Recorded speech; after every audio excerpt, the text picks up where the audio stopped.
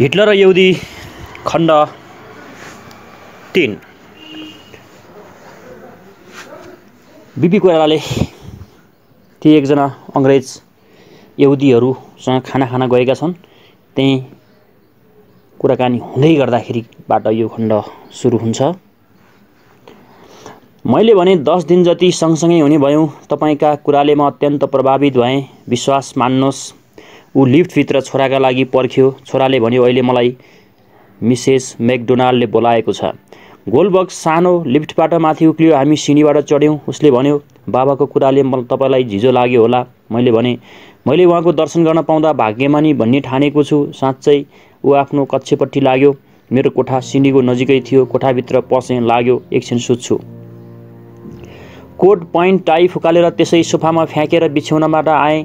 त्यहाँ त एउटा सानो प्याकेट रेशमी रुमालले बाँधेको तकियानेर राखेको पाएँ। सम्झेँ यो त रेवाको जुरो बाँधेको स्कार्फ जस्तो छ। सेतो भुइँमा नीलो थोप्लाको बुट्टा भएको प्याकेट फुकाएँ। एउटा कार्ड खस्यो, लेखिएको थियो, पर्खी पर्खी बसेकी छु स्विमिङ पुलको डेगमा। लेख्ने मानिसको नाउँ एकदिबी मलाई बुझ्न गाह्रो परेन कि लेख्ने व्यक्ति को हो भनेर। प्याकेटमा बिहान पसलको ऐनामा हेरेको पहेँलो स्विमिङ ड्रग्स र एक बोतल 4711 को युनिक्लोनको ठुलो बोतल थियो। मैले मनमनै भने, यो त अचाक्ली भयो र बिछौनामा उत्तानो परेर सुतेँ। स्कार्फबाट पातलो सुगन्ध आइरहेको थियो। सायद बोतलको पनि हुन सक्छ। रुमाललाई लिएर घुमेँ। बिलाउन थालेको सेन्टको बडो आत्मीय गन्ध हुन्छ। स्कार्फलाई फेरि तकियामा तल राखेर लेटिरहेँ। मनमा लाग्यो, रेवा पर्खिरहेकी होले, एकदम नादान छे त्यो। अनि उठेर गन्जी र अन्डरवेयर फुकाले र पहेँलो स्विमिङ ट्रङ्क्स लगाएर काँधमा ठुलो तौलिया बोकेर स्विमिङ पुलतिर लागेँ। चञ्चलताको एउटा अर्को अनुहार पनि हुँदो रहेछ रेवामा। त्यो अनुहार एक क्षणका लागि देखेँ। बालिकाको कलिलो अनुहारमा आएको पर्खेर बस्दा हात गोडा स्थिर राखेर आँखा करिडोरतिर आएको एक क्षणका लागि नै भए पनि मैले उसलाई अचञ्चल देखेँ। त्यस अवस्थाले उसमा स्वाभाविक भएर होला उदास पारेको जस्तो थियो उसको अनुहार। चञ्चलतालाई सतत व्यस्त हुनुपर्छ। बेकारीको क्षणमा चञ्चलताको रूप उदासीको हुँदो रहेछ। पर्खी बसुन्जेल जस्तो बेकारीको स्थिति अरू के हुन सक्थ्यो। मलाई दया लाग्यो र मनमा उसलाई खुब रिसाउला भनेको सब मनैमै सेलायो। उसका र मेरा आँखा चार हुने बित्तिकै बिजुली जस्तो ज्योतिको सपमा उसमा लाग्यो। ऊ अस्थिर भएर उठी। उसले भनी, टाढैबाट ब्रह्माको ख्वाइ थियो क्या र तिम्रो? हेर त, युगदेखि पर्खिरहेकी छु। मैले सोचेको कुरा अक्षरशः दुःखले दोहोर्याएँ। फिरातको भावले पटक्क नछोइएका अक्षरले मुखले भट्ट्याएँ। यो त रेवा अचाग्ली भयो नि। उसले कर्के आँखाले हेरेर भनी, म युगदेखि पर्खेर बसिरहेकी छु यहाँ। होइन, यो स्विमिङ ट्रङ्क्स किनेर मलाई पठाएको? तिमीलाई त्यसको फिर्की पो रहेछ। मलाई त लागेको थियो तिमी मैले यसरी पर्खेको मलाई सहानुभूति गरिरहेका छौ। तर तिमी नै भन, स्विमिङ ट्रङ्क्स नपठाएको भए कसरी नआउँथ्यौ त यहाँ धोती फेरेर? यो त पाइन्न नि। यहाँ पाइए पनि तिमीले त्यसो गर्ने थिएनौ। र अर्को कुरा, तिम्रा शरीर खुब उग्रेको छ। पहेँलो ट्रङ्क्सले गर्दा। उसले देब्रे हातले आफ्नो देब्रे आँखा च्यातेर मलाई देखाई, नपत्याए ऐना हेर। यस्ती रेवालाई अब के भन्ने? तैपनि म केही कुरा गुनगुनाइरहेको थिएँ। उसले लागेको सानो भुवादारी कोट फुकालेर डेस्क चेयरमा फ्याँकी ढालिएकी ताम्र सुन्दरी उद्भासित भई मेरो अगाडि कलेजी एक टुक्रा मिसियो देहमा कालो निलो मुन्द्री बुट्टा हो त न त्यो झल्क्यो। उसले तानेर मलाई पुलभित्र लगी। शीतल पानीको बडो सुखद स्पर्श भयो मेरो शरीरभरि। देह कति भारी भएको रहेछ त्यो पानीमा पसेपछि थाहा पाएँ। जब जिउ हलुको भयो, म पनि त्यस्तै चङ्गा नचानिदो किसिमबाट म व्यथित हुँदै गएको रहेछु। नारायण र गोल्डबर्गका लामा लामा कुराले अहिले सबै कुरा लोप भयो। यहुदी रास्सेलको काकासँग अस्ट्रेलिया जान नपाएर भयङ्कर दुखान्त मृत्यु ग्यास च्याम्बरमा भयो होला। नारायणले हठात वातावरण शून्य महान उच्चताको स्थलमा पुर्याएको निशासन जेलसम्म सुनाएको कर्म निर्मित मानव नीतिका कुराहरू सब धोइए। स्विमिङ पुलको निलो पानी शीतलताभित्र ती सबै धोइए। चिउरोको टुप्पोले पानीको सतहमा आफ्नो चेहरालाई अडाएर रेवा नाउर जस्तो बगिरहेकी थिई। मलाई चुप्प देखेर होला रेवाले भनी, किन केही बोल्दैनौ? मैले भने, बडो रमाइलो छ। रमाइलो मान्दा मौन हुनुपर्छ र? रेवाको प्रश्नको के उत्तर दिने? मैले भने, शरीर हल्लुको भयो। उसले भने, त्यसो भए त झन् चुप्प लाग्ने होइन नि। मलाई धन्यवाद दिनुपर्ने, तिमीले कृतज्ञता बनाउनु पर्ने। धेरै बेरसम्म पानीमा बस्यौँ हामी। त्यसै बगेर पौडेर छ्याप छ्याप गरेर उसले भनी, भो मेरो कपाल भिज्छ। अपराह्नको चिया पनि त्यहीँ मगाएर खायौँ। स्विमिङ पुल त्यस समयमा प्राय शून्य थियो। कहीँ कहीँ एक दुईजना किशोर युवकहरू एकछिन पौडिन्थे र जान्थे। पैसम्म त्यहाँ डेकमा बस्ने दुई जोडाहरू थिए, याकुब र उसैसँग आएकी एउटी अलिक पौडा नारी, जसको अनुहारमा नभए पनि गलाको छाला र बिकिनीमाथिको छातीको छालामा छिप्पिएको उमेरको खुलिँदै गएको परिणाम स्पष्ट थियो। मेरो ध्यान उतापट्टि जाने नै थिएन। रेवाले बिस्तारै भने, ऊ डेकमा तिम्रा युवक यहुदी पनि आए नि, एउटी बुढियाका साथमा। याकुबको अनुहार बडो कलिलो लाग्यो। सायद उससँगको आइमाईको प्रौढ पनि गर्दा होला। त्यो आइमाई पनि याकुबसँग भएकीले होला ज्यादै छिप्पिएकी जस्तै लागेकी थिए। मैले सोचेँ, मिसेस मैकडोनाल्ड होली उसले बोलाएकी छे भन्थ्यो। उनीहरूको ध्यान तल पुलमा नुहाइरहेका हामीहरूपट्टि थिएन। उनीहरू किनारैमा आएर कुर्सी तानेर बसे। अर्को एउटा जोडा पनि थियो। डेकको कुनामा भित्तापट्टि बसेकी फर्समा एउटा ठुलो तौलिया बिछाएर 40 वर्ष जतिकी आइमाई र 15-16 वर्षको किशोर। उनीहरू हामीहरू आउनुभन्दा पनि पहिलादेखि नै थिए। पुलतिर पिठ्यु गरेर फर्केका थिए। बीचबीचमा महिलाको देब्रे हात किशोरीको पिठ्युमा पुग्न लागेको देखिन्थ्यो। उनीहरू तल्लीन भएर कुरा गरिरहेका थिए। रेवाले भनी, चिया पिउँदा पिउँदै कस्तो उनीहरूको कुरा नटुङ्गिएको। मैले भने, आमा छोरा होलान्। रेवाले भने, इस। चियाको खाली प्याला किनारमा राखेर म पुलमा हाम फालेँ। रेवा बिस्तारै सिँढीबाट झरेर पसिर कपाल भिज्छ भनेर मलाई लागिरहेको छ। फुर्सद पाएको बखतमा रेवाको बारेमा मैले लेख्नेछु। त्यस्तै मन लागिरहेको छ। 11 दिनको सफरी सहवास उसँग त्यत्तिकैमा जहिले पनि लाग्छ। रेवा स्पष्ट रूपले अङ्कित हुनुपर्छ। कुनै रहस्यमयता उसको चरित्रमा छ भनेर होइन, जसलाई म उद्घाटन गर्न चाहन्थेँ।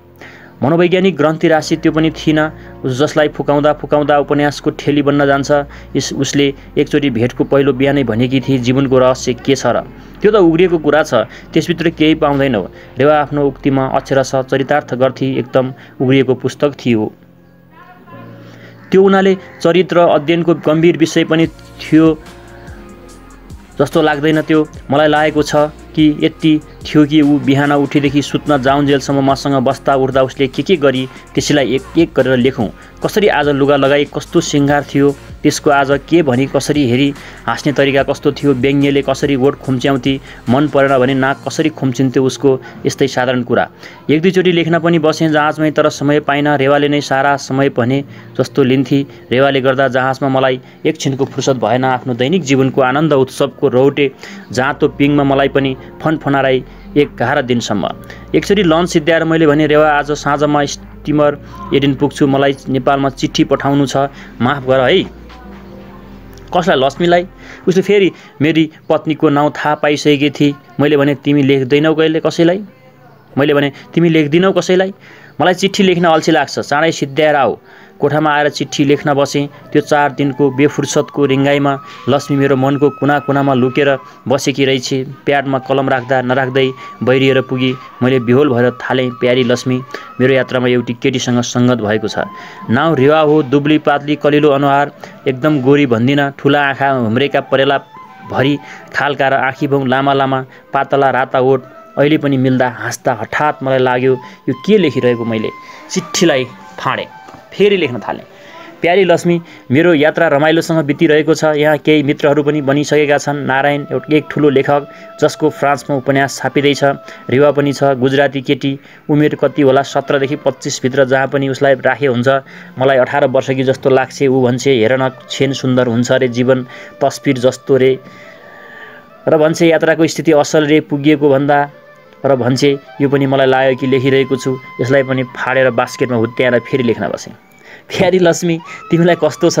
यो चिठी ढोकामा कसले ढ्याक ढ्याक गर्यो। मैले प्याडका उपर झुकेको झुकै भएँ र भने, आऊ। रेवाको स्वर सुनेर झसङ्ग भएर शिर उठाएँ।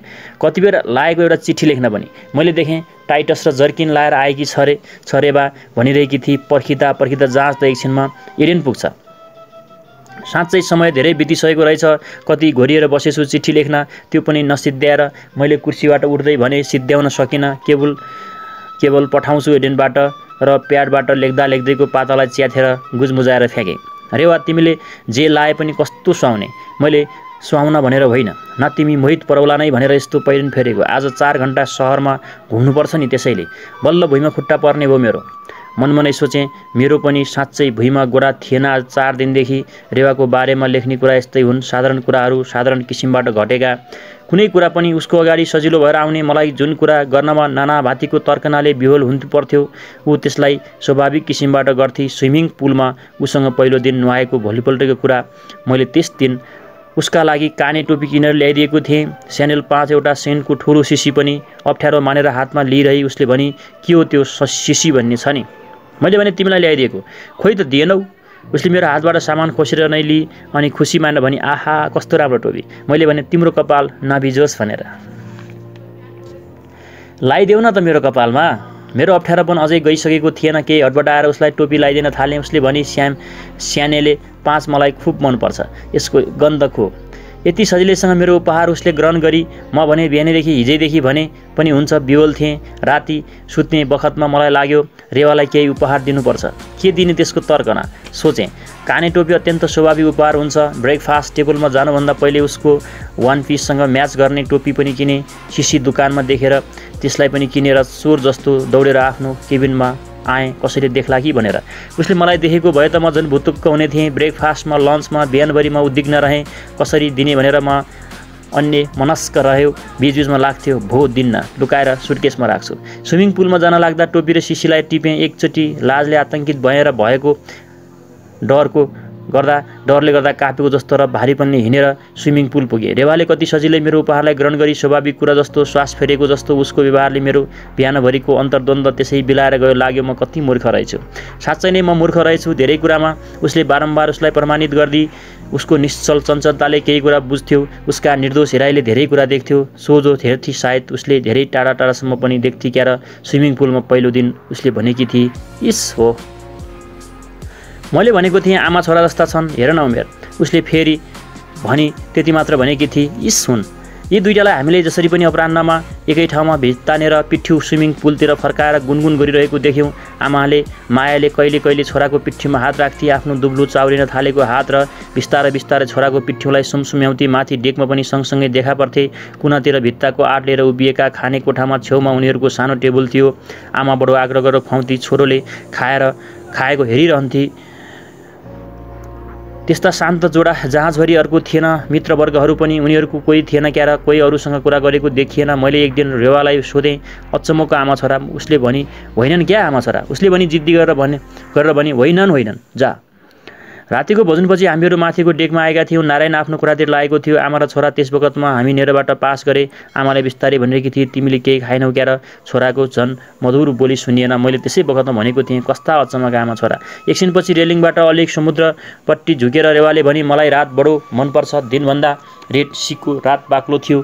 दिउँसोको बतास थामिएको थियो। अँध्यारोमा बालुवाको कुहिरो देखिँदैथ्यो। हावा ठप्प बन्द भएकाले वातावरण भारी भएको थियो। जहाजको चर्खीले मथेको पानी माथि डेकमा बत्तीको प्रकाशमा टल्किन्थ्यो। अन्धकारको महासमुद्रमा जगमगाइरहेको थियो हाम्रो जहाज हजारौँ बिजुली बत्तीमा। रात्रिमा हामी प्रकाशको फोकसमा पर्छौँ, त्यसैले चम्किन्छौँ। नाचेको तीव्र अनुभव हुन्छ। हामीहरू आफ्नो बारेमा सचेत हुन्छौँ। दिउँसो उज्यालोमा आफू धमिलो होइन्छ, आफ्नो तेज मलिन। रेवाले रेलिङबाट मुन्टो उठाई मतिर फर्किएर भनी, राति लाग्छ हामी मात्र छौँ, केन्द्रीभूत भएको आफू मात्रै। मैले रेवाको अनुहारको अद्भुत उज्यालोपना देखेँ। परी भनेर केही बेलेरमा स्टेजमा ओर्लेकी 6 फुट लाइटको धप्प बलेकी। के सज्जा बडो सादा थियो। अर्गन्डीको हलुको पहेँलो फर्र परेको स्कर्ट र नेचुरल सिल्कको जस्तै जम्पर। कानमा मुन्द्रीको ठाउँमा हिराको टप र देब्रे छातीमा सानो बुझ हिरेको। कपालमा एउटा सेतो मसिनो फुलको पातलो गुच्छा घुसारेको। बुझ त्यति कति सजिलो र सादा श्रृङ्गार, तर सुरुचिपूर्ण। मैले उसको हात समातेँ। स्वेच्छाले सो प्रेरणाले मैले उसको पहिलोचोटि स्पर्श गरेँ। हामी टहल्दै टहल्दै सबभन्दा माथिको डेकमा पुग्यौँ, जहाँ खुला आकाशतिर जहाजका ठुला ठुला 2 सेल फनेल उठिरहेका थिए। एक्लो ठाउँ। दिउँसोतिर त्यहाँ खेल हुन्थ्यो, डेक टेनिस, ब्याडमिन्टन आदिको। अहिले त्यहाँ काठका च्याप्टा र गोल किसिमका खेलका साउनहरू छरिएर रहेका छन्। रेकेट फनेलको चारैतिर बनेको प्लेटफर्ममा फ्याँकिएका छन्। 1-2 कुर्सीहरू पनि छन्। प्लेटफर्ममा एउटा सानो बेन्च पनि छ। त्यहाँ पुगेर प्लेटफर्ममा बढी र बेन्चमा बसेँ। म पनि उक्लेर कुर्सी तान्न थालेँ, बेन्च लिएर बस्न भनेर। रेवाले भनी, किन पर सरेको? म अछुत त होइन नि, म नै रोगी हुँ। बेन्चमा भव्य ठाउँ त्यस्तो खाली छ। मैले केही बोल्न बेन्चमा आएर बसेँ, अत्यन्त अप्ठ्यारो मानेर।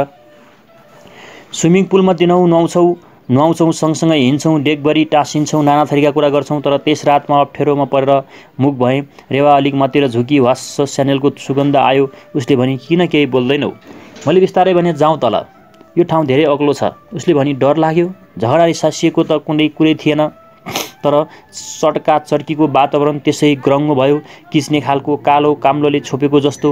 म पनि रेवातिर केही झुकेको थिएँ क्यार। उ त ढल्केकी नै थिई मेरो काँधमा। त्यहाँ एउटा सानो छेनमा के भयो? मैले भने, जाऊ रेवा यहाँबाट तिमी। चड्कासँग त बोलेको जस्तो लाग्दैन, तर मेरो बानीमा तीव्रता आएको थियो कि रेवा रिसाएको जस्तो गरेर सोझो भएर बसिएर भनी, के रे? अरू बखत भएको भए त्यति भनाइले केही लाग्ने थिएन। त्यस बखतमा भने मलाई रिस उठेको जस्तो भयो। कठोर आज्ञाको स्वर झिकेर भने, जाऊ यहाँबाट। रेवा जुरुक्क उठी प्लेटफर्मको 4 खुड्किलो टकटक गरेर उत्रिएर एकचोटि पनि पछिल्तिर नफर्केर हिँडी लामो डेक पार गरेर तल झर्ने सिँढीमा उसको पिठ्यु नबिलाउन्जेलसम्म मैले हेरिरहेँ। यो के भयो? यो के भयो? कुन जङ्गली बर्बर गैँडा पसेर नन्दनका वनमा आफ्नो खुरले कुल्चेर थुत्नले खनेर नष्ट भ्रष्ट पारिदियो। देख्दाखेरि क्षणभरमा म हत एक्लो भएँ। आकाशमा तारा थिएन, चारैतिर अन्धकार मात्र। डेकमा 2 साना मधुरो बत्तीले अन्धकार थिचोल्न सकेको थिएन। महान उदासी मात्र थप्दै थियो। मलाई लाग्यो म भक्कानो छोडेर रुन आँटेँ। त्यसै बखतमा सिटीबाट 2 जना माथि डेकमा ओर्लिएर एउटी स्वास्नी मानिस र एउटा युवकमा प्लेटफर्मको पछिल्लोतिर गएर फनेलले पारेको अँध्यारोमा लुकेर आँसु पुज्न थालेँ। त्यो जोडा खटखट उक्लेर प्लेटफर्ममा आयो र त्यहाँ भर्खरै अघि हामी बसेका थियौँ त्यहीँ बेचमा आएर बस्यो। मैले आँसु पुछेर आफूलाई सुधीर पारिसकेको थिएँ। मेरो कसैसँग खोजनीति गर्ने बानी छैन। अरूहरूका प्रेमका कुरा सुन्न पनि मन थिएन। एकनासका गन्थन र गुप्त प्रेमका पट्यार लाग्ने। तर त्यस रात आफ्नो मार्मिक विफलतापछि लगतै अरू कसैको प्रेम व्यापारीको साँची हुन कर लाग्यो। नारीको केही भारी आवाज आयो, प्यारा, स्विट, तातो बाफले डामेको आवाज। युवकले त केही बोलेको सुनिएन। नारी कण्ठ मात्र उच्च बासित स्वर झिक्यो। बार बार लाग्थ्यो थुनिएको गलाबाट प्राण निस्कन खोज्दैछ। पछि त शब्दविहीन ध्वनि मात्र। कुनै पशुले अँध्यारो गुफामा स्वासा गरे जस्तो। फनेलको उतापट्टि भएकोले म केही देख्दिनथेँ। स्वास्नी मान्छेको गोडा अलिक तानिएको देखेँ, जसलाई अल्गो कुर्कुच्चा भएको जुत्ता फुक्लेर प्लेटफर्ममा हल सशब्द झर्यो। हे भगवान्, उनीहरूले चाहेको एकान्त गुप्त रहन देऊ। म त्यस समयमा स्वयं अत्यन्त दर्बित थिएँ। ती उतापट्टिको जोडाका प्रति ममताले मैले ईश्वरलाई उनीहरूको उप आशीर्वादको प्रार्थना गरेर आफू फनेलको छेउमा साँगुरिएर बसेँ। हे भगवान्, आकाशको अँध्यारो छारिदेऊ। यस डेक तल एकछिन मलाई बहिरो बनाइदेऊ। एकछिनपछि उनीहरू प्लेटफर्मबाट उठे। स्वास्नी मानिसले खसेको जुत्ता लगाएर तिनीहरू ठिक्क मेरो तलबाट गए। म झन् खुम्चिएर साँगुरिएँ। स्वास्नी मान्छेले भनी, प्यारा, कपाल कोर, खजमजिएको छ। बिजुलीको बल्ब तल पुग्दा स्वास्नी मान्छेको अनुहार देखेँ। स्विमिङ पुलकी आमा रहेछ र त्यो केटो त्यहीँ। केटोले कोटको प्याकेटबाट काइयो झिकेर कपाल कोर्दै हिँड्यो। स्वास्नी मान्छेले आफ्नो हात उसको कुममा राखेकी थिए। प्यारा प्यारा, स्विट डार्लिङ। रेवाले भने कि इस हुन आमा छोरा, म कति मूर्ख रहेछु। पग पगमा म आफूलाई मूर्ख नै पाइरहेको छु।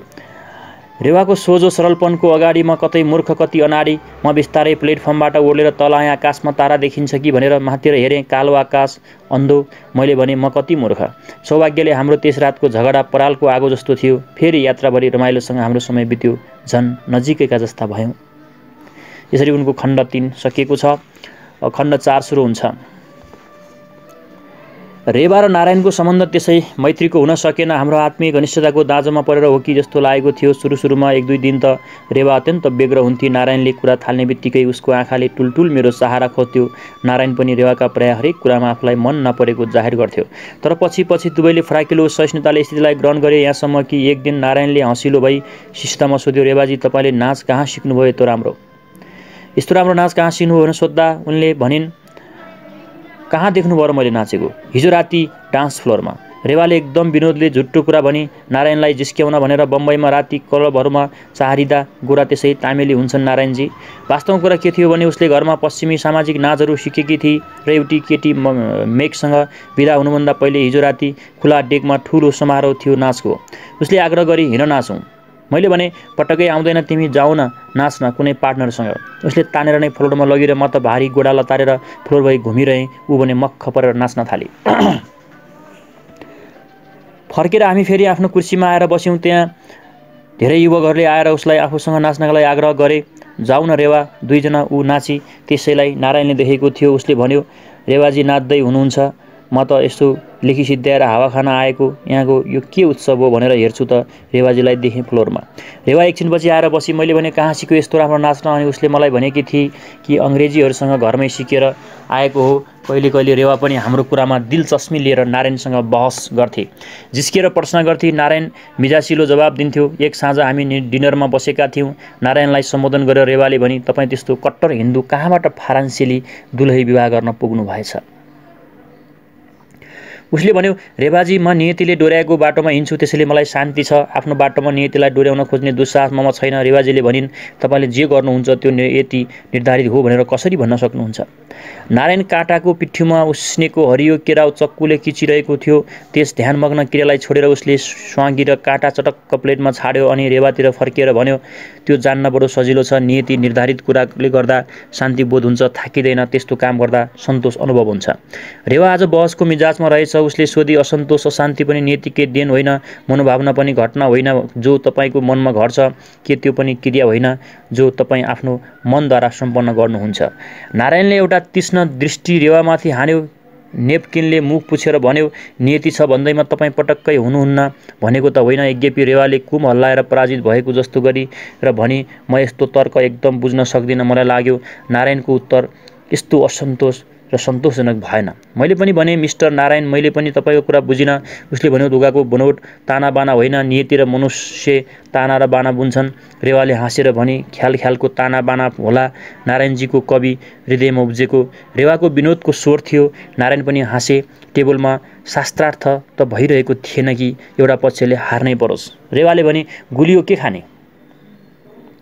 नारायणले भन्यो, मलाई फल र क्रिम। तिमी नि? मैले भने, तिमी जे खान्छौ? उसले पनि, म त यस्तै रह्यो भने रात्राभरिमा मोटाएर पिपा हुन्छु। म कफी मात्र खान्छु। तिमी पुडिङ ल्याऊ। अनि झर्केर बियरालाई सोधी, के छ पुडिङ? उसले भन्यो, ग्लेसिस हिमालय। नारायणले हाँसेर भन्यो, हिमालयको गुलिलो हिउँरे क्रिमको डल्लो थुपारेको मेवाहरूको पुडिङ होला। रेवाले उत्साहसँग बियरालाई भनी, त्यसो भए पुरा पहाडै बोकेर ल्याउनु। र मातिर हेरेर भने, यी मेरा मित्र होमसिक छन् बिछट्टै।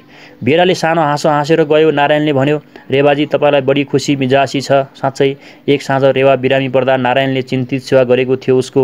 त्यसो त यस्तो यात्रामा सिपालु भएको नारायणले हामीहरूका उप अभिभावकत्वको दृष्टि राख्थ्यो। म पनि उसको गम्भीर आत्मविश्वासको भरोसा मान्थेँ। त्यस दिन समुद्र केही क्षुब्ध थियो। बिहानैदेखि हुरी बगेर समुद्रमा ठुला ठुला छाल उठाइरहेको थियो। लन्चको समयसम्म हावा मध्यम त भइसकेको थियो, तर समुद्र पनि किञ्चित शान्त। तर त्यत्तिकै मेरो मन र मेरो पनि कपाल भारी पारिदिइसकेकी थिइन् उनले। रेवाले भनी, लन्च टेबलमा आज मलाई कपाल दुख्ला जस्तो भइरहेको छ। नारायणले भन्यो, आज समुद्र अशान्त छ। समुद्रको यात्रामा बीचबीचमा यस्तो हुन्छ। यसपालि त भन्नु सजिलो यात्रा भइरहेको छ। रेवाले भोजनका टुक्रालाई काँटाले खेलाइरही नारायणले पालङ्गाको सागको तरकारीलाई काँटामा बेरेर त्यसको बुझो मुखमा हालेर भनी, स्वास्नी मान्छेलाई विशेष गरेर बढी झन् रिङ्गटा लाग्छ। मलाई त केही पनि कहिले पनि भएन। कतिपटक हिन्दुस्तान र फ्रान्सको ओहोरदोहोर गरेँ होला। मेरो पत्नीलाई भने बडो गाह्रो पर्यो, एकचोटि त झन् भुहारी जिउ भएकाले। रेवाले भनी, तपाईँको सन्तान पनि छन्? बिस्तारै पो कुरा पोख्दै हुनुहुन्छ त। नारायणले भन्यो, एउटा छोरो छ, सानो आमासँगै। बुधबार त मार्सेईमा भेट होला आमा छोरासँग। त्यसपछि अन्तर्राष्ट्रिय बिहेको कुरा चले। मैले सानो मन्तव्य दिएँ, एडजस्टमेन्ट साधारणतः गाह्रो पर्दो होला। टेम्परामेन्टको कुरा हो। मेरो त सौभाग्यले सजिलो सम्बन्ध भएको छ। हामी दुवै त्यस्ता दाबी गर्ने खालका छैनौँ। रेवाले मुस्कुराएर भनी, तपाईँ त दाबी गर्ने हुनुहुन्न, तर पश्चिमी नारी, त्यो पनि पेरिसियन पतिसँग सतत इखालु दाबी राखिरहेकी होलिन् र? मलाई लाग्छ बिचरी तपाईँको ज्ञान सिन्धुमा निसासित हुन्। रेवाले तारेको माछाको सानो टुक्रा मुखमा हाली। नारायणले भन्यो हाँसेर, तपाईँसँग मेरो हिन्दू विचार ज्ञानको समुद्र जस्तो लाग्छ भने उसको हिन्दू जातिका इतिहास, धर्म र दर्शनको ज्ञानलाई महासमुद्र भन्नुहोला।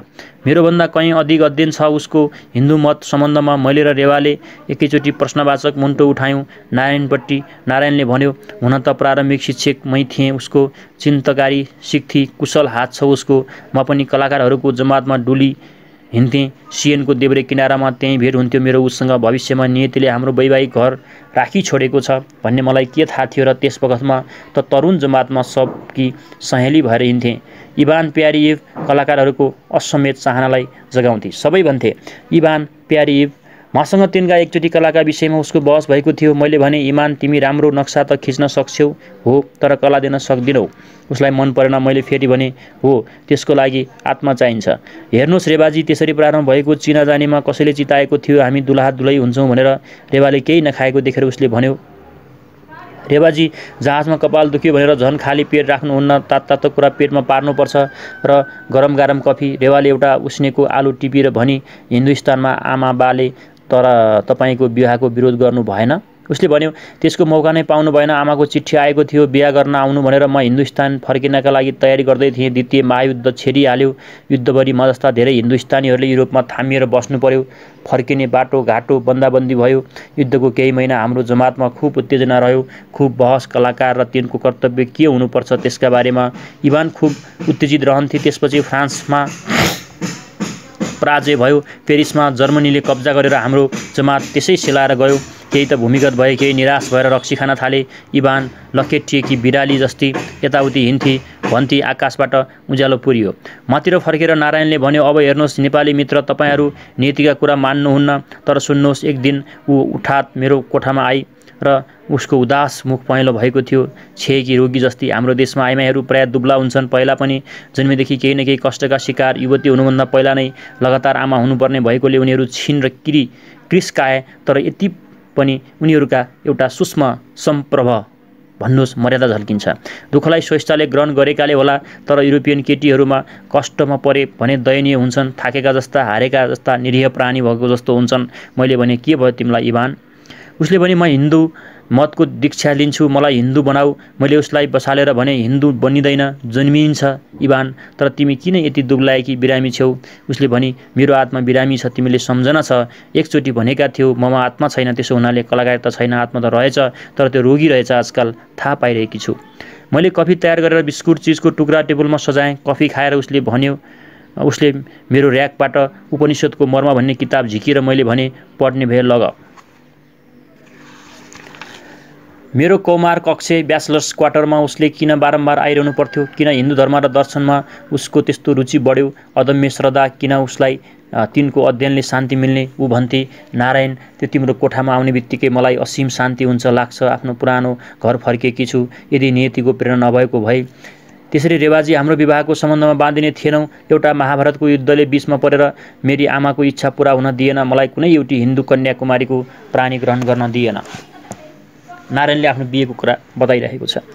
रेवाले भनी, बार बार नियतिको हात तपाईँहरूको मङ्गलसूत्रको गाँठो पार्दा तपाईँले देख्नु हुँदो रहेछ। तर जे होस्, तपाईँहरूको विवाह अन्तर्राष्ट्रिय पृष्ठभूमिमा द्वितीय महायुद्धको हस्तक्षेपले गर्दा एउटा भाव कथा हुन गएको रहेछ। ल रेवाजी, यसपालि दुध नहालेर एकदम तातो कफी खानुहोस् त, कपाल दुखेको चट्ट हुन्छ। रेवाले कालो कफीको एक घुटको पी मुख बङ्ग्याएर भनी, झन् कपाल दुख्न बढ्ने छ, यसले तितो झोल खाएँ भने। हलबाट बाहिर आएपछि नारायणले भन्यो, अब एकछिन कोठामा गएर सुत्नुहोस्। आस्प्रिनको गोली खाएर म आफ्नो कोठामा आएँ। मेरो कपाल पनि चट्किरहेको थियो। बिछौनामा गएर घोप्टो परेर सुतेँ, तकियामा मुन्टो गालेर। एकछिनमै रेवाले ढोका ढकढकाई। उसले ढोका उगारे।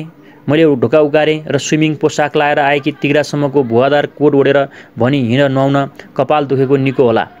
म पनि तयार भएँ। स्विमिङ पुल एकदम खाली थियो। जाँच हल्लिएकोले पुलको पानी कहिले यता कहिले उता सोरिएर पुग्थ्यो। डेक पानीले चिसो भएको थियो। मैले भने, रेवा नुहाउन सकिन्न। के गर्ने त? उसले केही खिन्न भएर भनी, जाऊ गएर सुत्ने कोसिस गर।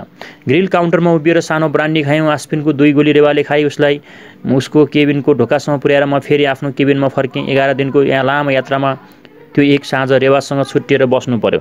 कोठामा आएर म एकछिन सुतेँ।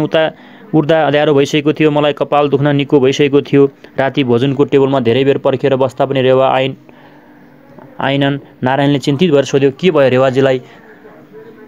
मैले भने, कपाल दुख्यो भनेर गएकी थिइन्। 3 बजीतिर नारायण उठेर गयो टेलिफोन गर्न। मलाई पनि त्यसको सुद्धि नै थिएन। नारायण पनि धेरै बेरसम्म आएन। म एक्लै टेबलमा कुरेर बसिरहेँ। आज धेरै टेबल खाली थिए। धेरै बेरपछि नारायण आएर माफी माग्दै बस्यो। अबेर भयो, माफ गर्नुहोला। रेवाजी निकै बिरामी परिछन्। डाक्टर लगे। उसले ओखती दियो कि सिकनेस हो हुन त भोलि बिहानसम्म चङ्गा हुन्छन् रे। उनले सोधिन्, तपाईँलाई कस्तो छ रे? मैले भने बिचरा भोकाएर टेबलमा तमतमाएर खाना बसेका छन्। मलाई थक लाग्यो। मलाई त्यति पनि मनमा आएन गएर हेर्न कस्तो छ उसलाई। उसले आफ्नो कोठाको ढोका लाउँदा भनेकी थिए खुब कपाल ढिङ्गाइरहेको छ। म सायद भित्रको आत्मा सेवी छु, नत्र किन भुसुक्क निदाएर उठेर गइन् सोध्न उसलाई कस्तो छ भनेर। मैले टेबलबाट उठ्दै भने म एकचोटि हेरेर आउँछु। नारायणले भने उनी सुतिन् होला, डिस्टर्ब किन गर्नु। उनको कोठा यात्री एउटी छिपिएकी उमेरकी पन्जाबिनी रहेछन्। उसले भनेकी छ म राम्ररी यिनको हेरविचार गरौँला, धन्दा नमान्नु होला। केही भयो भने मैले उसलाई आफ्नो केबिनको नम्बर दिएको छु, खबर गर्नुहोला। म कुर्सीमा बसेँ। नारायणले भोजनको अर्डर दियो। म अन्यमनस्क भएर खाना थालेँ। आज हलमा जस्तो पहिलाको जस्तो चहलपहल थिएन। हामी पनि नबोलेर खाइरह्यौँ। रेवा नभएर टेबल बडो शून्य भएको थियो। खाना सिद्ध्याएर नारायण आफ्नो कोठातिर लाग्यो। म माथि डेकमा उक्लिएर हावा खान भनेर। डेक एकदम खाली थियो। हावाको हुँ ध्वनिसँग पानीको मसिनो फोहरा आउँथ्यो। डेकको देब्रेपट्टिको हिस्सामा त उभिनै गाह्रो, दाहिनेपट्टि भने त्यस्तो उत्पात थिएन समुद्री वायुको। यात्रुहरू आफ्ना कोठामा थुनिएर बसेका थिए। म जस्तै लहडी एक दुईजना मात्रै डेकमा देखिन्थे, छिटो छिटो हिँड्दै गएका। म त छिटो छिटो हिँडिरहेको थिइनँ। मन बडो उदास थियो। बिछट्ट नरमाइलो वायु हुँदो रहेछ समुद्रको। मनको एक्लोपना झन् बढाउने। मैले सोचेँ रेवा नभएको साँझ कस्तो शून्य, कस्तो एक्लोपना। एकचोटि लाग्यो गएर हेरौँ जस्तो लाग्छ उसलाई। तर शून्य डेक र त्यसपछि त्यस्तै शून्य लामो कोरिडोरमा हिँड्दा हिँड्दै मलाई एक प्रकारको चिन्ता प्रकट गर्ने कुरा होइन जस्तो लाग्यो। के भन्ठाल्ने रेवाले हाम्रो मैत्री अधीरताको पाइलाले हिँडेको हास्यास्पद हुनेछ। त्यो त प्रेममा मात्र सुहाउने कुरा हो। रेवाको कुरा के स्वयं आफै पनि प्रेमको संज्ञा दिन चाहन्छे हाम्रो मैत्रीलाई। म उस कहाँ गइनँ, तर सोझै नारायणको कोठामा पसेँ। उसले छक्क परेर कागजमा मुन्टो उठाएर मलाई भन्यो, अहिले तपाईँ यहाँ किन? मैले भने त्यसै आएँ, के गर्दै हुनुहुन्छ भने हेर्न। उसले भन्यो, लेख्दैछु, तर बस्नुहोस्, कफी मगाउँछु। मैले भने भोज जान्छु अब। उसले भन्यो, आउन पाउनु भएको छैन, जाने रे, एउटा कफी त खानुहोस्। मैले उठेर भने ढोकाको नखमा एउटा हात राख्दै, नाइ भोज जान्छु।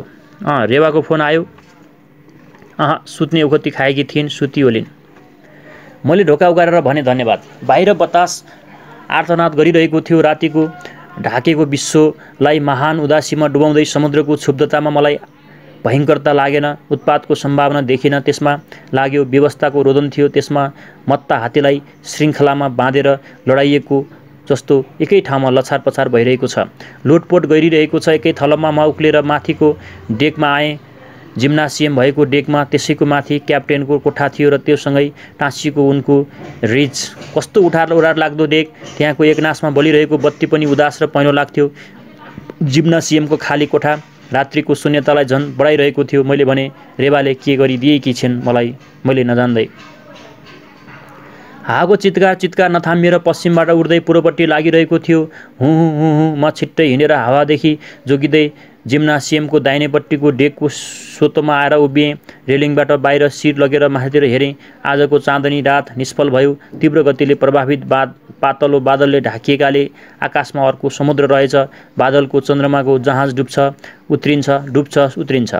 त्यो डेक सिद्धिने ठाउँमा सानो साँग्रो कोरिडोर जस्तो सोतो बन्न गएको थियो, जहाँ एउटा पाङ्ग्रा भएको काठको च्याप्टी सिडी अड्याएर राखेको थियो। माथि बलियो हुकमा एउटा लाइफ बोट झुन्डिएको थियो। म सिडीको थाप्लाको खुड्किलोमा बसेँ। हिजो बेलुकी पख एकचोटि म र रेवा यही सिडीमा आएर बसेका थियौँ। एकछिन रेवाले भनेकी थिए, जहाज डुब्न लाग्यो भने यही लाइफ बोटलाई पानीमा झारौँला, तिमी र म समुद्रलाई पार गरौँला। आज भने वास्तवमा जहाज डुब्ला जस्तो छ। समुद्रमा मत्थिन थालेको छ। यसका तमाम जोर्नी मचमच गरिरहेका छन्। कुन छेन जहाज भाँचेर टुक्रा टुक्रा हुने हो। मलाई भने जाँगर छैन लाइफ बोटलाई फोएर समुद्रमा झार्न। एक्लैमा बडो निर्दो छु रेवा, तिमीले मलाई अति एक्लो पारिएकी छौ। तर चुप, म त्यहाँ त्यस्तो एक्लो त रहेनछु। एउटा नारी कण्ठ सुने। कति निर्दयी, कति चिसा तिमी छौ आज, कति सताउन जानेका छौ। मेरो दाहिनेपट्टि जिम्नासियमको सानो झ्यालबाट भित्र कोठाको एउटा भाग मेरो नजरको अगाडि पर्यो। गोल्डबर्गको छोरो याकुब उभिरहेको थियो। कडा भएर उसको कुमलाई पातलो दुई नारी हातले हल्लाइरहेका थिए र कुम हल्लिँदा याकुबको मुन्टो हल्लिरहेको थियो। नारीको कण्ठ वेदना पीडित, किन यहाँसम्म पुर्यायौ यो निर्दयी युवक?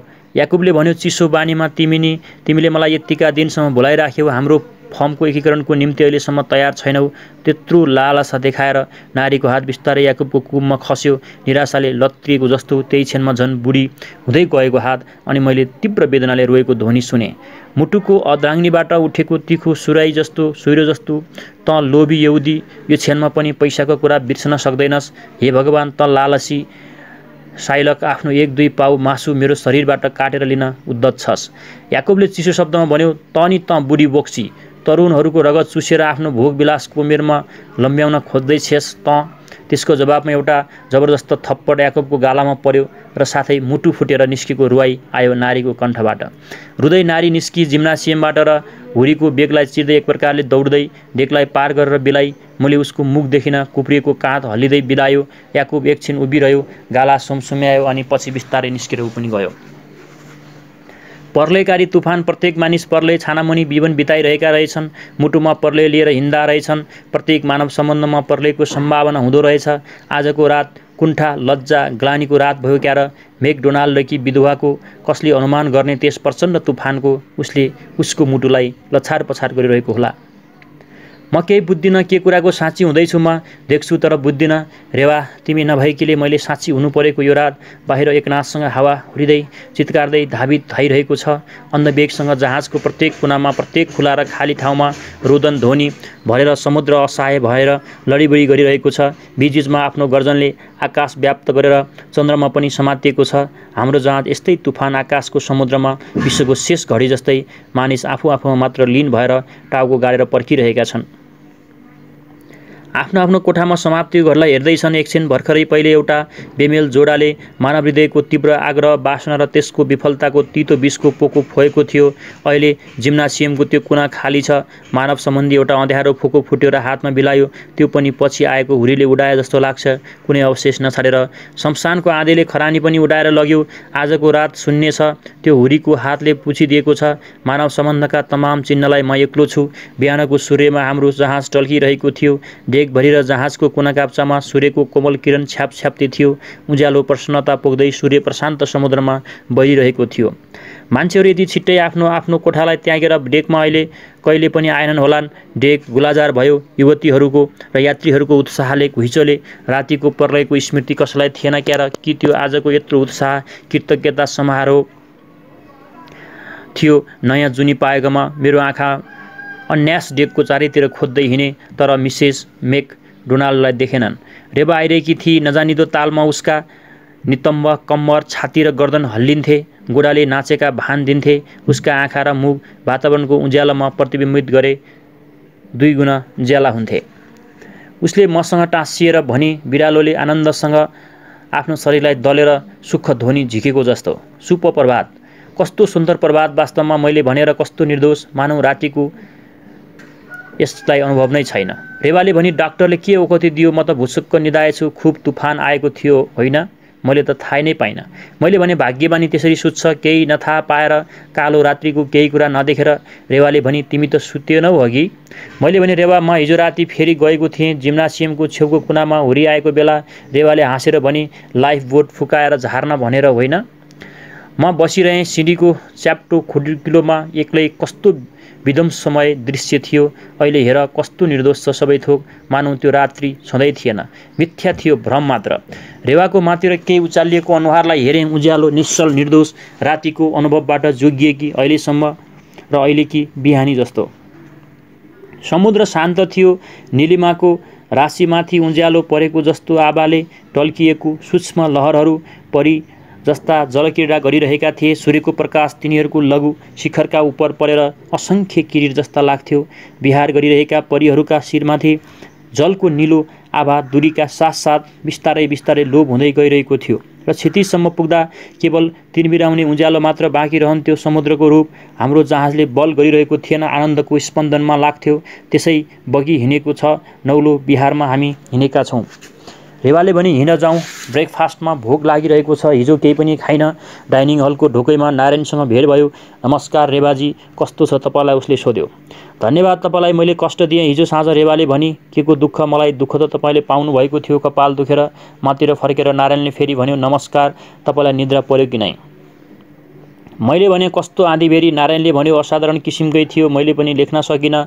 त्यसो त साधारण किसिमको तुफानमा मलाई लेख्न बाधा पर्दैन। हिजो भने हामीहरू टेबलमा बस्यौँ। आज हलगम्म छ। गप्प धुवा बाफ र डेकको उज्यालो प्रतिफलित भएर ठुला ठुला झ्याल उगारिएका छन्।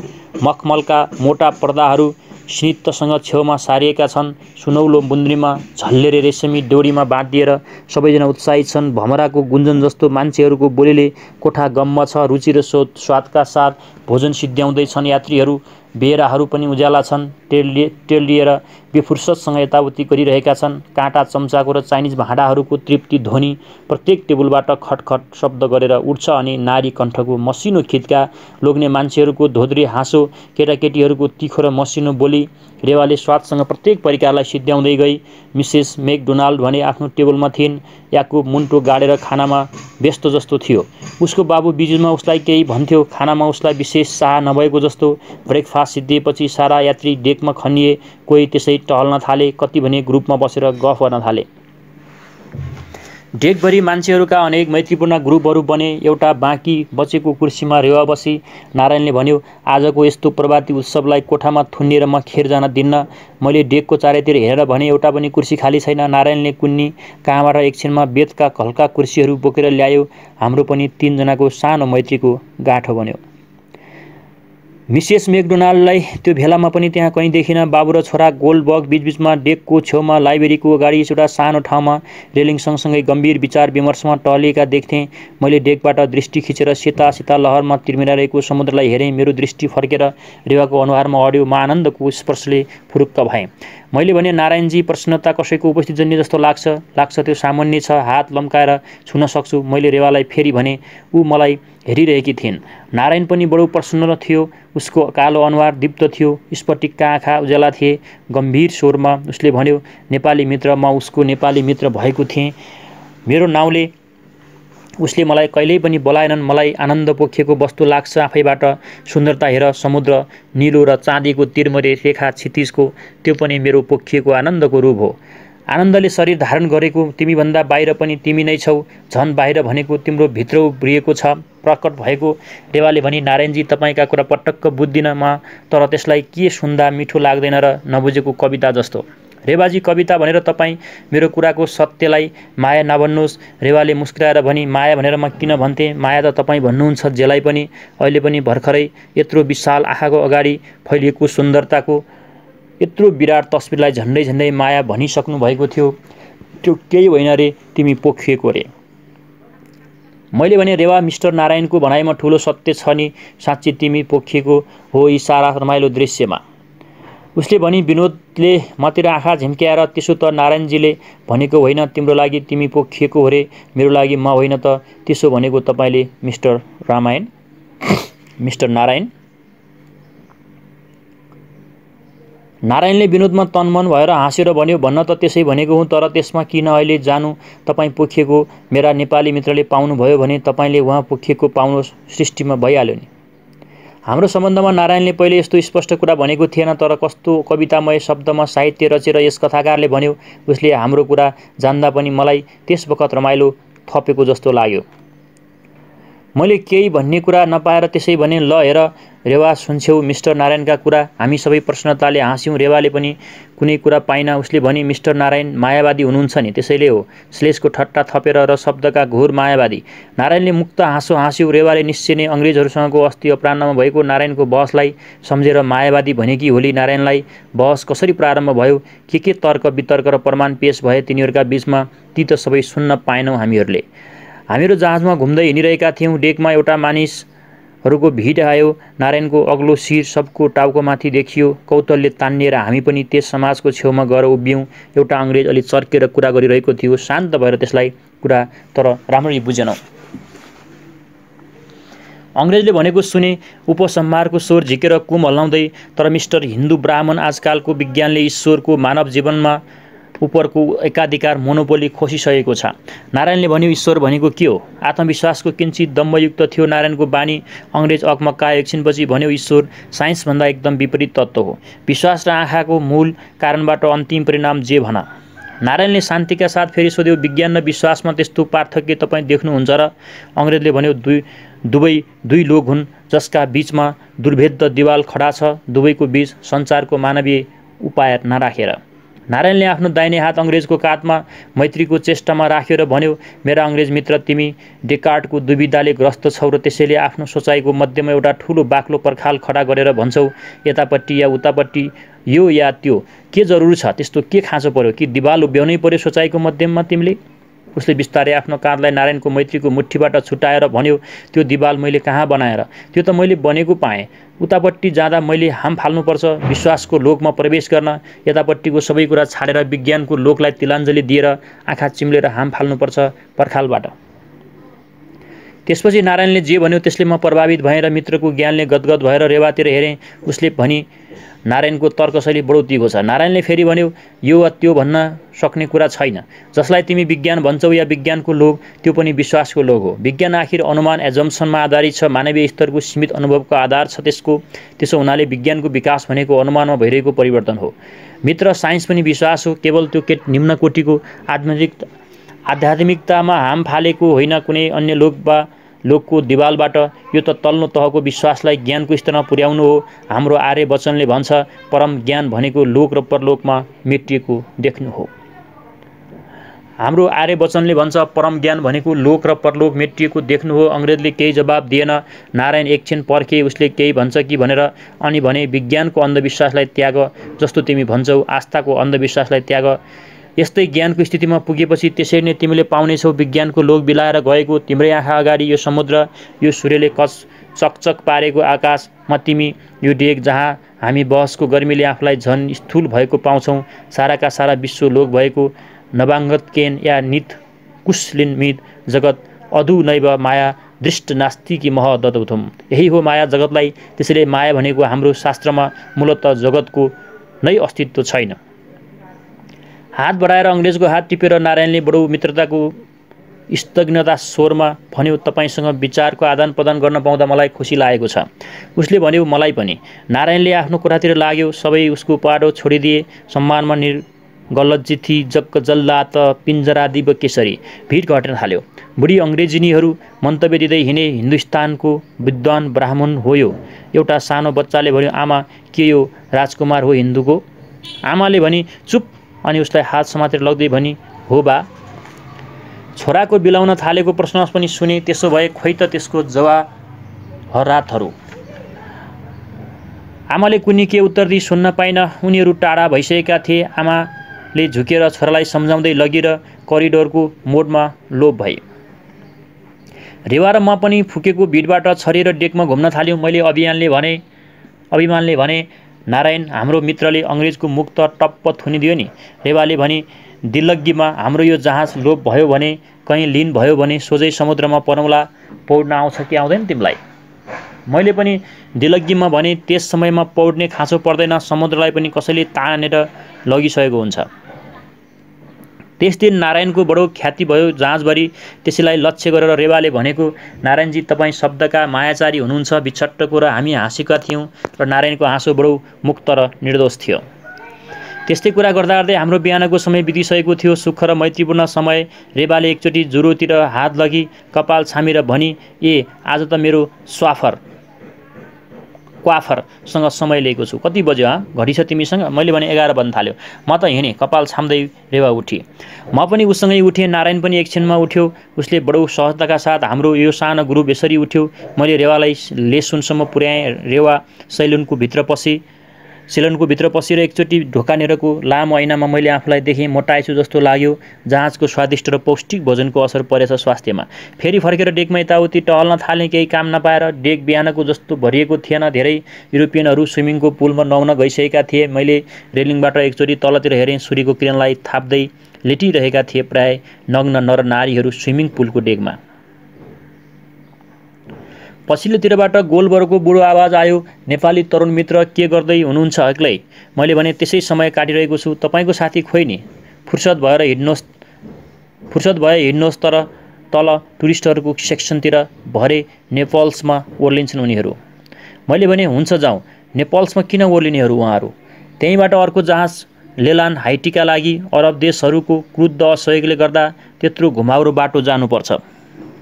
पूर्वतिरबाट फर्केका यहुदीहरूले इजरायल पुग्न त्यस जहाजलाई स्पेशल व्यवस्था गरी नेपल्समा डक गर्न लगाइएको छ। गोलबरको चेहरा उदास थियो। मलाई पहिलो जस्तो लाग्यो। मुखको छाला केही झोलिएको जस्तो, आँखा तलको थैलो खुकुलो परेको। मैले भने, हिजो राति बडो भयङ्कर तुफान आएको थियो। तपाईँलाई निद्रा पर्यो कि परेन? उसले भन्यो, सुतेँ। याकुब नबोलेर हिँडिरह्यो। मैले एकचोटि उसतिर हेरेँ, उसको नजर भुइँपट्टि लागेको थियो। सिँढीमा बिस्तार बिस्तार ओर्लिँदा बुढो गोल्डबर्ग्सले भन्यो, आजकालका ठिटाहरू केही गर्न सक्दैनन्। अनि उसले आफ्नो छोरातिर हेऱ्यो। छोराको काँधमा एउटा हात राखेर गोल्डबर्ग सिँढीमा एक एक पग झार्दै थियो, तौलिकन। छोराको पिठ्युमा नजर राख्दै उसले फेरि भन्यो, एकछिन मलाई बिर्सेर त्यति पनि सकिनस् छोरा? मिसेस मैकडोनाल्डसँग कुरा मिलाउन के गर्न सक्छस् तैँले जीवनमा? अनि मलाई सम्झेर मातिर हेरेर उसले भन्यो, म एकदम खाली हात लन्डन पुगेको थिएँ। घरदार छोडेर आफ्नो भाग्य अजमाउन उमेर के हुँदो हो र मेरो? त्यसबेला 15-16 वर्षको लन्डनमा एउटा ओखतीको पसलमा काम गर्न थालेँ। पसलको दयालु मालिकनीलाई रिझाएँ। उसले मलाई उत्साहित गर्दै गई। पछि त्यो पसलको मालिक म आफै भएर जे जति मैले जीवनमा कर जोड्न सकेँ त्यही पसलको प्रारम्भिक आधारबाट नै हो। छोराले भन्यो, तर बा तपाईँले पसलको विधवा मालिकलाई बिहा गर्नुभयो नि, त्यसलाई किन बिर्सनुहुन्छ? मलाई छोराको भनाइमा तीखो प्रतिवादको ध्वनि लाग्यो। बुढो गोल्डबर्ग टक्क थामियो। आफ्नी मरेकी सौतेनी आमाप्रति त्यस्तो वचन झिक्न हुन्न याकुब। ईश्वर उसको आत्मालाई शान्ति दिउन्। त्यही पसलको मेरो पहिलो सम्पत्ति थियो र मेरी दयालु पत्नीको मृत्युपछि त्यही सम्पत्तिको बलले मैले मेरी आमाको हात माग्ने साहस गरेँ। तेरी आमाको हात माग्ने साहस गरेँ। तेरी आमाका आत्मालाई शान्ति मिलोस्। हामीहरू टुरिस्ट डेकमा पुगिसकेका थियौँ। त्यहाँ खाँदासम्म एउटा ठुलो डफ्फा भारतीय यहुदीहरू यात्रा गरिरहेका थिए। एकछिन तिनीहरूको बीचमा कुराकानी भयो। उनीहरूलाई लामो कुराको फुर्सद थिएन। पोको पान्द्रो बाँध्दै सामानहरू एकत्रित गर्दै व्यस्त थिए। बुढाबुढीहरू उदास लाग्थे। केटाकेटीहरू ओहोरदोहोर गर्दै उनीहरूसँग नाना भाँतीका प्रश्न गर्थे। युवकहरू हाफ प्यान्ट र हाफ सर्ट लगाएका बीचबीचमा झर्केर उनीहरूलाई के हल्लीखल्ली गरेको कामै गर्न दिएनन् उनीहरूले भनेर झपार्थे। बुढाबुढीहरूसित मैले हिन्दीमा कुरा गरेँ। उनीहरूले मराठी मिसिएको टुटेफुटेको हिन्दीमा जवाब दिएर भने, भारतलाई छोडेर आउनु पर्यो, यी ठिटाहरूले हत्या गरे। केटाकेटीहरू झुम्मिएर भन्न थाले, अब त हामी भरे ओर्लिन्छौँ। साना साना झोलाहरू उचाल्दै भने, यो म आफै बोक्छु। इटली राम्रो छ अघि दाई? एउटा युवकले भन्यो, त्यो दलको नेता जस्तो थियो। हामी 100 जना जति हौला डफ्फामा हिन्दुस्तानले हामीलाई धपाएको होइन। हाम्रो जातिको पुकार सुनेर हिँडेका छौँ। आफ्नो ऐतिहासिक भूमितिर नयाँ जीवन बनाउन, यहुदीको राष्ट्र हमेसाका लागि कायम गर्न। गोल्डबर्गले उसलाई सोध्यो, तपाईँहरूलाई केही भन्नु छ? उसले भन्यो, धन्यवाद, अन्तर्राष्ट्रिय संस्थाले राम्रो व्यवस्था गर्यो हाम्रा लागि। गोल्डबर्गले भन्यो, नेपल्सका संस्थाका प्रतिनिधि तपाईँहरूलाई भेट्न आउलान्। डेकमा आशा छ तपाईँहरूले इजरायललाई अतिथि परायण हस्पिटेबल भूमि पाउनुहुनेछ। तर तपाईँहरू स्वयं त्यस देशको घरपट्टि होस्ट हुन लाग्नु भएको छ। इजरायलमा कुनै पनि यहुदी अतिथि हुन पाउँदैनन्। बिदा, सलाम। युवकले भन्यो, धन्यवाद तपाईँको स्नेह वचनका लागि। केटाकेटी सबैले कराएर भने, सलाम बा सलाम। बुढोले एकछिन मायालु आँखाले डेकभरि फैलेका यहुदी यात्रीहरूलाई हेऱ्यो। नजिकैको एउटी सानी ठिटीमा गाला थपथपाए ठुली भए। मैले भने उसलाई आँखा रसिला हुन थालेका थिए। म पनि त्यस दृश्यले प्रभावित भएँ। हामीहरू माथि आफ्नो फर्स्ट क्लास डेकमा आयौँ। बुढाले यसपालि केही बोलेन। बाबु छोरा आफ्नो केबिनपट्टि लागे। म फेरि डेकमा अघिकै ठाउँमा आएँ। नारायण एउटा बाक्लो पुस्तक पढिरहेको थियो। मैले कुर्सीमा बस्दै सोधेँ, के पढ्यो मिस्टर नारायण? उसले भन्यो, पर्सको कविता। आजकाल पश्चिमी कवितामा हाम्रो उपनिषदको ध्वनि आउँछ। त्यसो त अनुभूतिको एउटा त्यो तीव्र स्तरमा त कहाँ पुगेका छन् यिनीहरू। हाम्रा स्रष्टा र द्रष्टामा को तुलनामा जहाँ पुगेर हाम्रा ऋषिहरू जीवन सत्यसँग साक्षात्कार गर्थे। स्पष्ट देखेको कुरा सोझो भाषामा भनिएको छ उपनिषदमा। मैले भने, हेरौँ न। उसले किताब मलाई दियो र फ्रेन्च भाषाको रहेछ। उसले भन्यो, प्रतीकात्मक छ यो, गुड सत्यतिर सङ्केत दिएर लेखिएको। दृढ पनि छ। उपनिषदको सरलता यसले के पाउन सक्थ्यो? त्यसको प्रतीकात्मक अभिव्यक्ति त्यस्ता साँचा हुन् जो उच्च सत्यको द्वारलाई खोल्नमा मद्दत गर्छन्। चेतनाको सूक्ष्म स्थलमा स्वाभाविक किसिमबाट हलुको चोट हानेर पश्चिमी कविताका प्रतीकहरूको पनि उद्देश्य छ त्यही हो। तर किनभने ती कविहरू स्वयंले नै सत्यको मुखमाथि परेका पर्दाका पत्रहरूको अन्तिम पत्रलाई च्यात्न सकेका छैनन्। उनीहरूको दृष्टि अझै धमिलो छ। सत्यको अनुहार अझै त्यस पत्रभित्र लुकेको छ। त्यसो हुनाले उनीहरूले प्रयोग गरेका प्रतीकहरू त्यस्ता सरल र स्वाभाविक हुन सकेका छैनन्। ल सुन्नुहोस्। म टुलटुल उसको मुख च्याइरहेको थिएँ। कविता झन् आजकालका, त्यसमा पनि फ्रेन्च कविता मेरो लागि एकदम दुरूह विषय हो। नारायणले भन्यो, भो कविताको चर्चा म केही चाख लिन्छु फ्रेन्च कवितामा। त्यसो भन्दैमा सबैलाई त्यसको चाख हुन्छ र तपाईँ कहाँ हुनुहुन्थ्यो रेवानजी? आइनन्? मैले भने रेवा त कुन्नी नाउको पसलमै होलिन्, म त तल टुरिस्ट डेकमा गएको थिएँ। 100 जना जति होलान्। यहुदी हिन्दुस्तानबाट इजरायल जान लागेका भरे नेपल्समा ओर्लिन्छन् रे। हेर्नुहोस्, हिन्दुस्तान जस्तो भूमिलाई छाडेर स्वेच्छाले उनीहरू कुन मरुभूमितिर लाग्दैछन्। उनीहरू निश्चय नै गल्ती गर्दैछन् र आफ्नो समयको पूर्व नै हिन्दुस्तानमा जन्मिन पुगेका थिए। आर्यवर्तको नागरिकता राजनीतिक अर्थमा होइन, सञ्चित पुण्यको दानको हो, नियतिको उपहार भन्नुहोस्। मैले भने के भन्नुहुन्छ नारायणजी, म तपाईँको यो कुरा त पटक्क मान्न सक्दिनँ। कुनै भौगोलिक थलोमा कुनै जाति विशेष रूपले अभिनन्दन छन् र?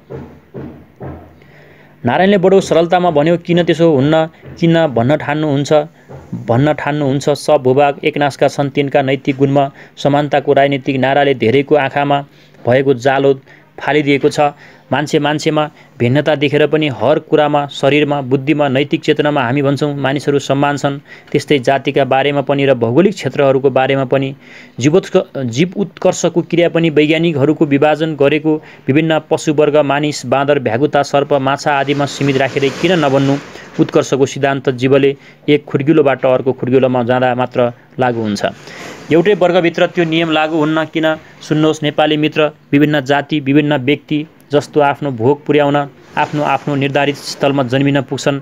जाति राजनीतिक अर्थबोधक शब्द होइन जसलाई राष्ट्र भन्छौँ। न देश नै भौगोलिक विभाजन मात्र हो, राष्ट्र त पछि बन्यो। त्यो बनेन भन्दैमा जाति थिएन। कुनै देशलाई अस्वाभाविक किसिमबाट बाहिरको भौगोलिक क्षेत्र त्यसमा गाभेर या त्यस्तै अस्वाभाविक किसिमबाट त्यसबाट कुनै क्षेत्र चुडेर ठुलो सानो बनाउन सकिँदैन। यद्यपि त्यस्तो कृत्रिम भौगोलिक खण्ड त्यसलाई एउटा प्रशासकीय क्षेत्र अन्तर्गत राखियोस्। केही वर्षअघि हिन्दुस्तान, बर्मा र लङ्का, आजकल भारत र पाकिस्तान जस्तै आजकलको विश्वव्यापी अशान्ति, युद्धग्रस्तताको कारण जाति र देशहरूको असामञ्जस्यपूर्ण अस्वाभाविक गठन हो। मध्यकालीन युग त्यस दृष्टिबाट ज्यादा सामञ्जस्यपूर्ण थियो। त्यसैले ज्यादा अशान्तिमा पनि त्यसैले बखतमा रेवा पनि आइपुगी। सेन्टको मगमा हावामा फैलियो। नारायणले उठेर उसका लागि कुर्सी तात्यो। मैले भने, धेरै बेर लायो रेवा तिमीले? उत्तर नारायणले दियो। केश विन्यास के त्यस्तो सजिलोसँग सम्पन्न हुने क्रिया हो र? हाँसेर, होइन त रेवाजी? रेवाले हलुकासँग हत्केलाले कपाललाई छोएर भनी, मैले नयाँ शिरदेखि सिँगार गर्नु पर्यो, लुगा फेर्नु पर्यो। के भाषण भइरहेको थियो नारायणजी तपाईँको, जसलाई मैले आएर भङ्ग गरिदिएँ? मैले भने, हेर न रेवा, उहाँ भन्नुहुन्छ कुन भूभागमा र कुन जातिमा मानिस जन्मिन्छ त्यो उसको नियतिले निर्धारण गर्छ अरे, र प्रत्येक भूभाग र जाति असमान रूपले एउटाभन्दा माथि या तल छ अरे, बराबर छैन अरे। रेवाले भने, वर्णाश्रम धर्मलाई भूगोलमा पनि लागू गर्नुभयो नारायणजीले, र हिन्दू समाजमा मात्र त्यसलाई सीमित नपारेर विश्वभरिमा मानव समाजमा पनि? नारायणले भन्यो, त्यही भनेको मैले रेवाजी। प्रत्येक मान्छे, प्रत्येक जाति नियतिको छाप लिएर जन्मिन्छ। हिन्दुस्तानमा आजकालको ऐनले जति मान्यता स्वीकार गर्दैन रे। ऐनले मेरो छालाको श्याम वर्ण मेट्न सक्नुहुन्छ?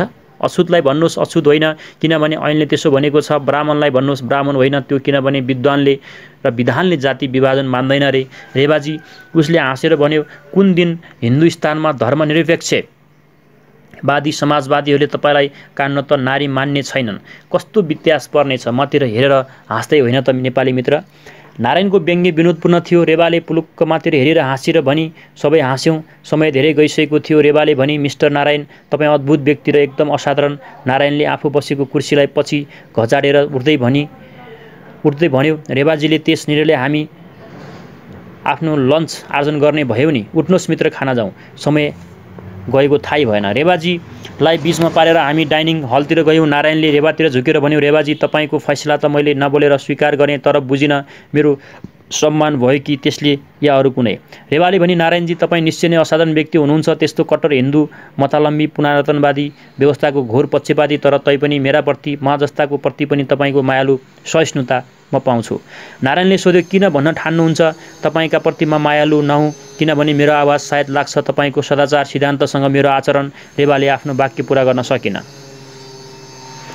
नारायणले भन्यो, ओ तपाईँको कत्रो लामो स्मरण शक्ति। मैले तपाईँको पश्चिमी पहिरनलाई मन नपराएको अझै सम्झिरहनु भएको रहेछ। तपाईँले स्वास्नी मान्छेलाई साँच्चै कुरा त्यसरी बित्छ। तर रेवाजी, तपाईँले मलाई बुझ्नु भएन। पश्चिमी लुगा लाउनु भयो भनेर मैले त्यसो भनेको होइन। आचरण जस्तो कि तपाईँ चर्चा गर्नुहुन्छ त्यसको पनि म धेरै महत्त्व दिन्न। सामाजिक स्तरमा असल खराबको केही महत्त्व होला, त्यसको पनि म महत्त्व दिन्न। त्यसैले आचरणमा सामाजिक नैतिकताको महत्त्व पनि होला। समाजभन्दा माथि उठेर हेर्ने बानी गऱ्यौँ भने नैतिकता अप्रासङ्गिक कुरा लाग्छ। त्यसैले जोगीलाई हाम्रो धर्मले धेरै छुट दिएको छ। समाज मर्यादाको उल्लङ्घन जोगीहरूको बसको शक्ति सम्पन्नताको प्रमाण हुन्छ। रेवाले भने, तर म त जोगी होइन नि। नारायणले भन्यो, मैले जोगीको उदाहरण दिएको किनभने रेवाजी सहिष्णुता जो तपाईँ ममा पाउनुहुन्छ त्यो त मैले सामाजिक नैतिकताको असाधारण महत्त्व नदिएको मात्र हो। निस्त्रै गुनु पथि विचरतात्वको विधिको निषेध। उनीहरूको कुरामा एकदम पृथक भएको थिएँ। यही मलाई रेवाको व्यवहारप्रति ईर्ष्या भाव शोभा दिँदैनथ्यो। अधिकार पनि त छैन मलाई ईर्ष्यालु हुने, तर एकछिन ईर्ष्याको सानो काँडा च्वास्स बिज्यो मुटुमा। रेवाले नै त आफूलाई मेरो एकलौटी पारेकी थिए।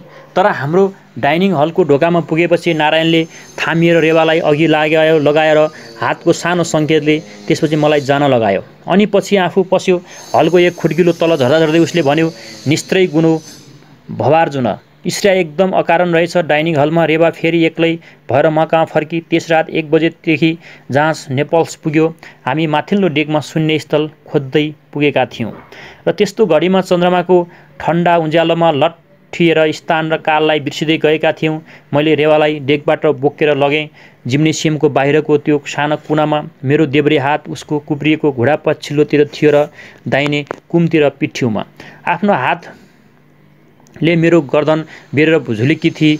मेरो मुख उसको मुख नजिकै थियो। लाइभ बोतलको तल चन्द्रमा छेलियो। मैले उसलाई बिस्तारै भुइँमा राखेँ। जति हदसम्म एउटी नारी आफूलाई एकलौटी पार्न दिन्छे त्यस अन्तिम हदसम्म उसले पुगेर मलाई त्यस रातको त्यो अधिकार दिए। तल जहाज डेकमा लग्यो। हलुको ठक्करले नेपल्सको किनारमा जहाजले छोयो। हल्ली खल्लीका साथ मान्छे ओर्लिन थाले।